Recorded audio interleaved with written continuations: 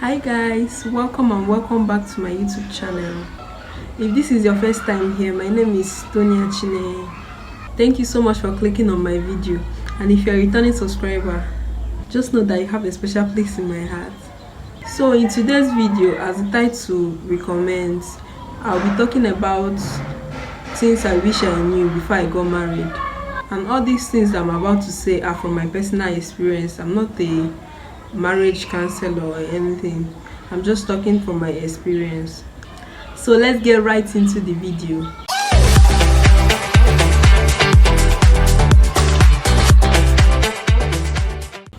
First off, I want to start off by saying that marriage is a beautiful thing, no matter how you see it. God himself instituted marriage, so you guys know that God cannot create something that is bad. So marriage is a beautiful thing. Forget most of the things or everything you see on the internet. Okay, so the first thing I wish I knew before getting married is mother-in-laws are not bad as described. Guys, we used to hear this every day: mother-in-laws, bad mother-in-laws. I don't know if it's because of the too much Nollywood movies that we used to watch.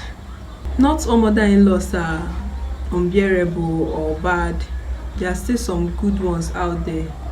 I know there are some that can be unbearable. I've heard stories, but not all of them are like that. So you don't have to carry the mindset that okay, mother-in-laws are unbearable and enter into the marriage. It will really affect your relationship with the family.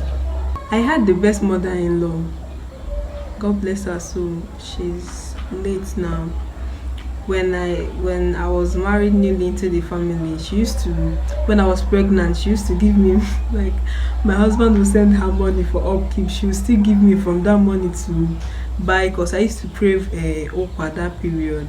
So she would still give me money from that upkeep money to buy okwa, and I cannot like refuse to collect it. I must collect it, if not she'll be angry. So like, she's just nice to me when she was alive.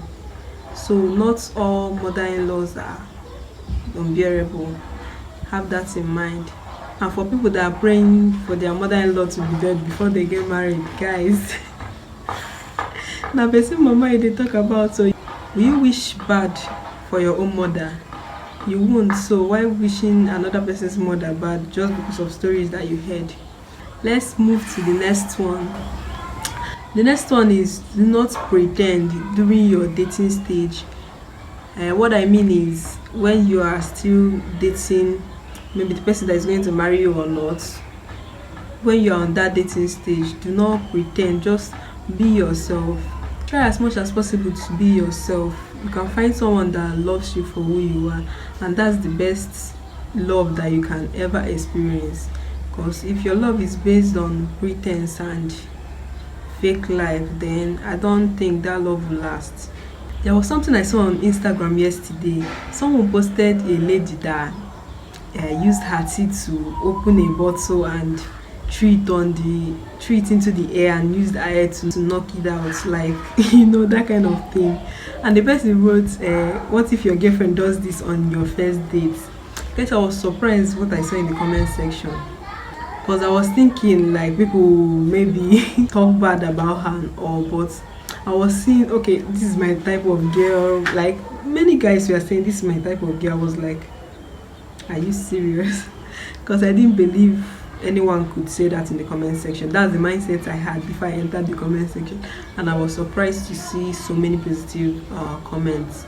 Right, I'm not saying you should do nasty things, or just be yourself. You can find someone that loves you for who you are.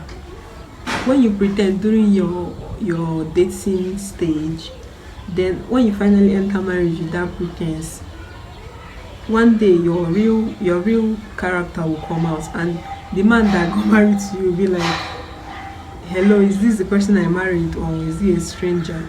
Do you get? So you just have to be yourself and show yourself in that cutting stage, so that there will be no much misunderstanding. The next one is this one. Many people are guilty of this one. Try and look your best at home. Ladies, ladies, let's try and look our best at home. Don't just look good whenever you want to go out. I know some people that are used to we only wrapper with untidy hair and all at home. That is not really nice, because the slaying is even much needed at home. Let's just try and look neat and sexy for our husband, not just the outside world. The next thing is making cooking and cleaning, all those stuff your responsibility while you're still dating the man. No matter how hard you try, person wey go serve you breakfast go serve you breakfast. You don't need to like kill yourself during the dating stage for the person to love you or to marry you.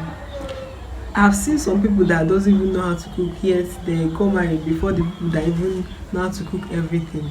Do you get? So I'm not saying it's bad to cook for your boyfriend or watch or clean for him. I'm just saying don't make it your responsibility. Like, I know some people that the what is husband, the boyfriend will, after wearing clothes and everything, everyone will be scattered. They'll just leave it for the girlfriend to come and do it. Do you get? Like, he's not really good. That's why we see when they break some people's heart, they will try committing suicide and all. Cause when you think about what you have done for the person and all that, you like feel really really hurt. So I don't think that is nice. You can just do it once in a while. It's not your duty. You're not his mother, you're not his wife. And don't start what you cannot finish, because after all those pretense that you can work is your life and all, when you enter marriage and you don't do it again, it will cause problem, because the man will be expecting all those things that you are doing then for you to continue doing it. Let's pause for a second. Please, if you have not subscribed to my channel at this point, please do. Please, I beg of you, I really need the support. Please subscribe to my channel and like this video at this point. Okay, if you have enjoyed this video up to this point, that means you need to subscribe to my channel and turn on the notification bell so that you can get notified whenever I post a new video. Please, thank you so much. So let's continue. So moving on, the next point is don't compare your husband to anyone. Like, don't even bring that spirit of comparison or competition in your marriage. Don't compare your husband to anyone. This is one thing that I know that spoils, like scatters marriage slowly. Because when you start comparing your husband, you feel like he's not doing enough for you. He's not like good enough for you, which is very bad. There is nothing he will do that you appreciate, because you keep comparing him to like people that are much better than him. Some people will be like, my ex calls me 5 a.m. in the morning to tell me good morning, brings flower for me every day, blah blah blah. Your husband is not the same person as your ex. Everybody has their own different personalities. Because if your husband start comparing you, mama, you go see say you know rich. So don't even bring that spirit of comparison or competition in your marriage. It really like spoils marriage. Just keep in mind that whenever that comparison enters, nothing he does will ever please you. Our next point is third parties in marriage. This one, they sing them like music every day. Like, they say it every day, but people still like fall into this trap. People still make this mistake. Your ultimate third party should be God. Like, tell God everything in prayer. You can like gist God everything, tell God everything, whatever your problem is. God know they do harm you, but like God cannot even like do something that will hurt you, or like humans. You can't really trust human, especially your friends. And I don't know, there are some friends that you can trust, but then for marriage, don't even allow any third party to influence your marriage. And whenever you're having like problems that you really need a third party to help you, or maybe talk to you and your husband, you can go to your pastor or your priest, people that are not even connected to you. Do you get? Or you can find maybe a close family member that is all these people that have been in marriage 30 years of marriage, have been married for 40 years. Those are the kind of people that you can go to for marriage advice, not maybe your single friends. That one is the worst, because the advice they'll be giving you is based on single life, dating, relationships and all. And talking about family, when you go to family might support their own. Maybe when you go to your family, they might support you. when you go to your family, they might support you, and when you go to your husband's side, they will support your husband.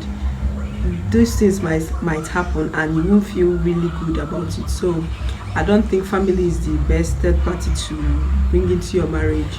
The next thing on my list is arguments is a must. Arguments and misunderstanding is a done deal, like it's a must.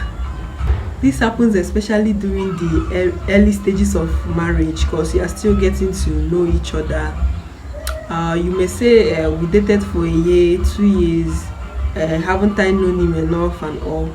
But when you are dating, you are not like living with the person. You are just going for dinner dates, coming for weekends and all of that, and doing all the pretense there. But when you start living with the person, you get to like know the person inside and out. So you may bump into arguments and misunderstanding one way or the other. That's a must, because you people are two different persons that came from two different background, and maybe you have two different beliefs and all. So I think arguments is not even I think arguments is a must. It must come, but just know that when the arguments comes, you can argue and reconcile, because it is marriage, not your regular relationship that you can just vex and break up. Do you get? So you can just argue and reconcile. That's marriage for you. That brings me to my next point, which is know that you and your husband are two different persons. You grew up in two different places, trained by different personalities, different people. So don't expect your husband to behave like you, or like your family people, like your siblings, like how they trained you. Don't expect your husband to behave that way. It's not possible, because the way they train him is different from the way they trained you. So you just have to like accept some things that you can accept, and the ones that are unbearable or for you that you can't accept, you can just talk to him about it, discuss it with him, and find a solution if it's really that bad. My next point is have the mindset that there are still good marriages out there. No carry divorce mentality and enter marriage. We hear news about divorce and cheating, all those marriage crises, and you will now carry the mindset that, oh, let me just enter now. Is it not? Is it not, if they do anything now, I'll fight for divorce? It doesn't work that way. Yeah, don't, if you enter with that mentality, it will really affect you, because you won't even try to be working to keep your family together, to keep your home together. You just be like, it's not a do or die. If anything happens, I will. That mentality is not healthy for marriage. Just tell yourself, even if the whole marriages in the world crashes, mine will still be intact. Just believe in yourself that you can build your home. It's not a big deal. Yeah, but some people make it a big deal because of the mentality they came with. But just come with that mentality that you can build this. Marriage is a beautiful thing, love is a beautiful thing, and all. Then you know that marriage will work for you, because what we have in our mind finds a way to play out in our reality. So you just have to have that good and healthy mindset before you enter into marriage. The next one and my final point is communication is the key. Especially in marriage, communication is key on a normal day. But especially in marriage, because you have to be communicating anything, any issue that you have, communicate it with your husband instead of the people outside. You can trust your husband that you are married to more than the people you can gist with outside. They'll even laugh at you and tell other people. Do you get? And if there is any problem that you are facing, or something that your spouse is doing that you don't like, you can easily talk to them about it. They will not bite you. Do you get? So communication is the key if you want your marriage to work, or your relationship to work. But if you are the type of person that bottles up things in your mind, you won't say it. Your husband won't even know if there is anything bothering you or not. He might notice, but he won't really know. It's better you just talk to him about it. He's your husband. You got married to him, you accepted him, so just talk to him about it. Even when you have suggestions or plans that might help your family or your home, talk to him about it. You guys should discuss it, not just negative talk that you guys will be talking. If you have any different opinion or suggestion, you can drop it in the comment section. Me too, I'm still learning. I'm not a marriage expert, as I said. So if you have any suggestion or any contradiction to what I said, you can drop it in the comment section. We have come to the end of this video. Thank you so much guys for watching. If you watched to this point, I love you so much. Thank you so much for sticking to the end. Don't forget to like this video and subscribe to my channel. Please join the growing family and turn on the post notification bell to get notified whenever I post a new video. See you in my next one.